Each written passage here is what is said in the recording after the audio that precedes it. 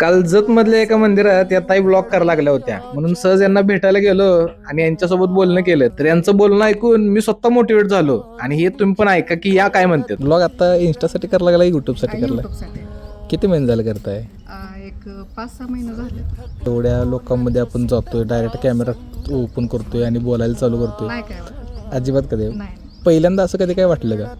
सुरुवातीला वाटलं की मला तसं. मग असं वाटलं नाही का लोक काय म्हणतील, बंद करूया? नाही कसं असते माहितीये का दादा, आपण व्यवस्थित राहिलं तरी आपल्याला चुकीचंच म्हणते. आपण कोणाचा नाही विचार करायचा. कारण कसं आहे, आज आपल्या घरी काय कमी पडलं तर कोण आपल्याला देऊ शकत नाही, फक्त नावं ठेवणार आहेत. तर आपण काय कुणाचं घेत नाही, आपल्या कष्टानं पुढे जायचा प्रयत्न करतो. ह्याचा उद्देश काय आहे की बाबा यूट्यूब चालू करायचं आहे किंवा इंस्टा चालू करायचं आहे? म्हणजे आता लेडीज कसं असते, घर चूल मूल एवढंच बघतात.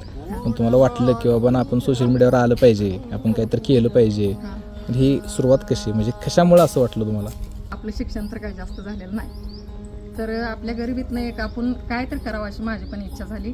कारण यूट्यूबला आपण रोज असं दुसऱ्यांचे व्हिडिओ बघतोय, ते पण असं गरिबीतनं काय तर करू शकते, त्यांचं पण शिक्षण नाही, तर आपण पण काय तर करावं असं मी विचार केला. म्हणजे माणसामध्ये फक्त स्पार्क लागतोय, काही गरज नसत्या की मोटिवेशन पाहिजे किंवा इक्विपमेंट पाहिजे, भारी भारी स्टँडर्ड मोबाईल पाहिजे, अजिबात कशाची गरज नसत्या. तुमच्यात फक्त एक स्पार्क पाहिजे, एक ठिणगी पाहिजे, तुम्ही सगळा माळ पेटवू शकताय.